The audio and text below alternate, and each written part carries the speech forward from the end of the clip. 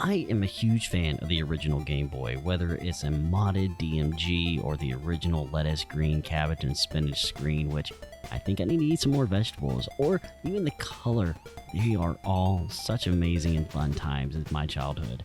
And whether it's the limited control scheme or it's the aesthetic of the limited color palette, I'm so glad a lot of indie developers are choosing this style to create new indie games for modern day.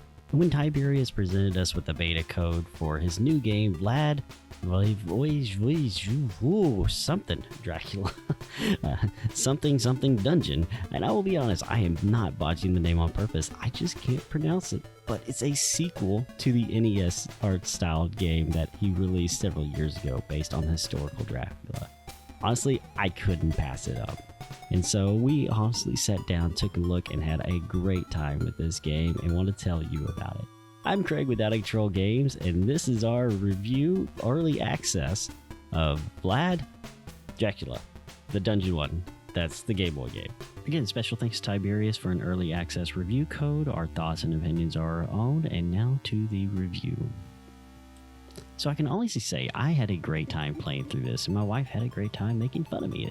And this game tells a story of the real Dracula, which is a sequel to Episode 1, which was an NES-style game in the vein of Castlevania for NES, and this takes on more like Castlevania The Adventure for the Game Boy. Now, of course, you have more buttons on modern controllers, so you do not have to hit up and B for a sub-weapon. You can actually, it's mapped to a button. Now, I will get more into that later, in which you only have one sub-weapon, which is an axe, which does come in handy.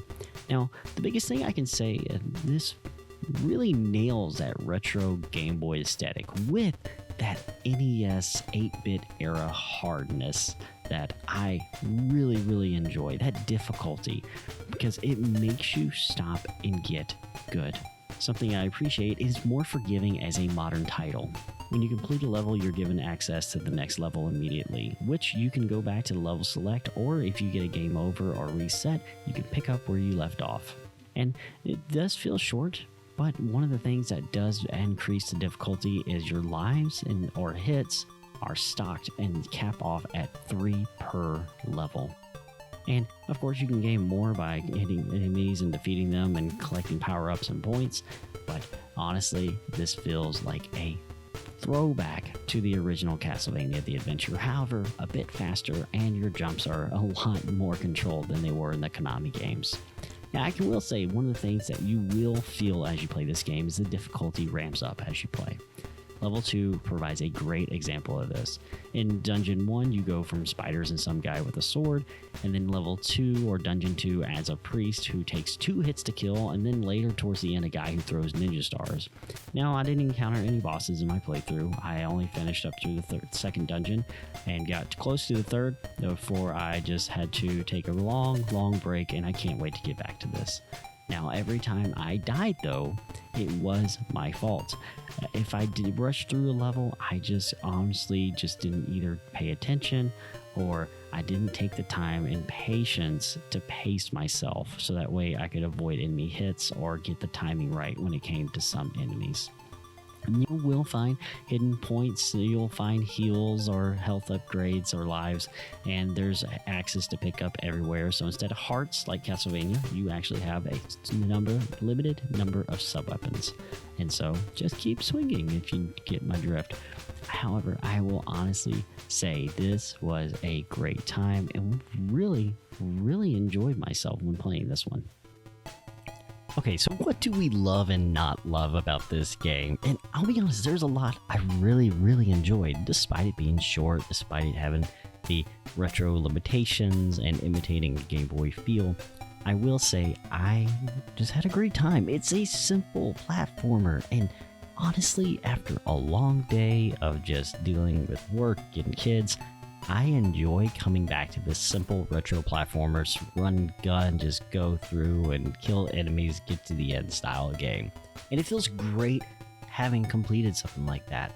Just having a short experience, not having a 80, 120 hour adventure, being signed on, having to join on with your friends and do your daily login and stuff. just the simple log or hop in and play just feels great to get back to every now and then. Now, something I was not exactly 100% thrilled with, but I accepted, and I will be honest, this is more biased towards being a retro enthusiast and a child of the 80s, and that's the games in 16:9. I know it's a small nitpicky thing, but the game being in 16:9, the sub-weapon being mapped to an extra button instead of up and B, I understand it's not a one-to-one Castlevania clone, and it's not designed to play on a Game Boy, and I get it, but that would honestly be the only thing I didn't like or wasn't excited about. And I know that is such a nitpicky thing, and I can hear the comments already, like, oh, you're such a retro enthusiast and purist. Well, yes, I am, but, I understand this is also a title developed for PC and is a modern title that I can honestly say I can recommend to anybody to pick up. So if we had to give a rating for Vlad Voievod Dracula Dungeons of Aragaz, I believe I said it right, it would honestly be an adventureful Girl Scout cookie. And if you know what I mean, if you've tried them yet, I know they're a newer cookie on the Girl Scout spectrum, but it's a brownie cookie with a caramel cream center with the caramel drizzle on top. And it is rich, and if you enjoy retro games that are platformers, that are just in and out, just whenever you're done, this is for you. It's definitely not for everybody, which I totally understand and respect. However, if you're like me and you love classic platformers from time to time and you just need that in your life, this is a game for you.